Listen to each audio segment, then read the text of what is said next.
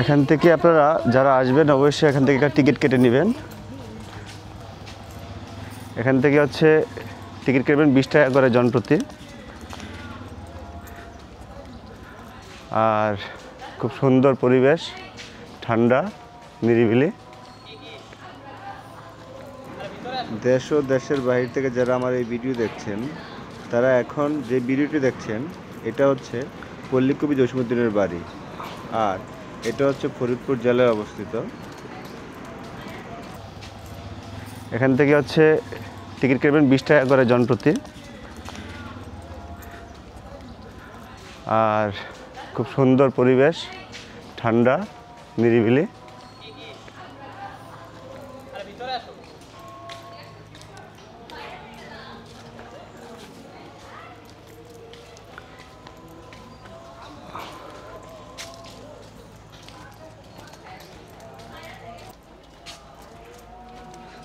এখানে আসছি, এখানে ঠিক যেরকমটা ছিল আগে থেকে, এটা হচ্ছে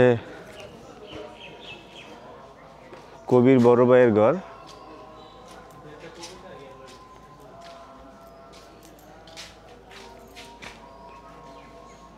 (1939) সনের কবির সাথে মমতাজ বেগমের মালার বিবাহ হয়। বাসরাতে এই স্থান দিয়ে চোরডুকে কবির স্ত্রীর গহনা চুরি করে নিয়ে যায়।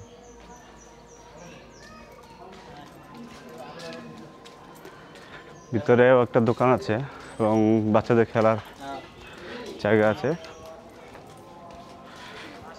এখানে কনফেকশনারি আছে, আপনারা চাইলে ভিতর থেকে অনেক খাবার নিতে পারেন।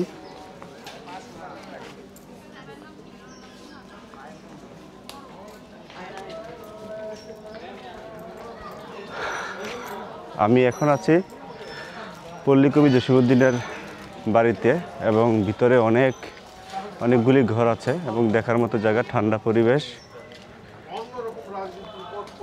আর এখানে আসি, এখানে ছিল কবির ছেলে হাসু ও বাসমনির স্মৃতিঘর। এখানে বিভিন্ন ধরনের ছবি দেওয়া আছে। আমি আপনাকে বিভিন্ন ঘরগুলি দেখাচ্ছি। এখানে বিভিন্ন পরিবেশ পল্লীকবি জসীমউদ্দীনের। এখানে অনেক স্মৃতি বিজড়িত। এখানে আবার অনেকে আছে।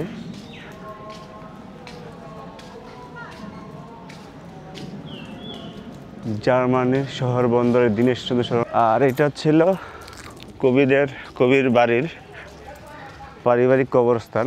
এখানে কবি সহ এবং তার বিভিন্ন রিলেটিভের হচ্ছে কবরস্থান। এখানে অনেকগুলি কবর আছে, আমি সামনে দিয়ে আপনাদেরকে দেখিয়েছিলাম।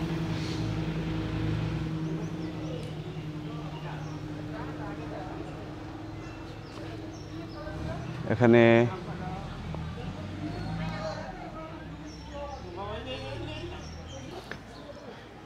আমি এখন দাঁড়িয়ে আছি হচ্ছে পল্লীকবি জসীমউদ্দীনের কবরস্থানের ঠিক পাশে, এবং এখানে হচ্ছে তার পারিবারিক কবরস্থান। এখানে তার কবরস্থান, তার দাদির কবরস্থান। আপনারা দেখতে পাচ্ছেন আমার পিছনে ঠিক ডালিম গাছটা, এই ডালিম গাছটার নিচেই হচ্ছে তার দাদির কবরস্থান, এবং তার পাশে শুয়ে আছেন পল্লীকবি জসীমউদ্দীন। আপনারা যারা আসবেন অবশ্যই লোকেশনটা আমি আপনাকে দিয়ে দিব, কীভাবে ঢাকা থেকে বা বিভিন্ন জায়গা থেকে আসবেন। ধন্যবাদ, আজকে এই পর্যন্তই।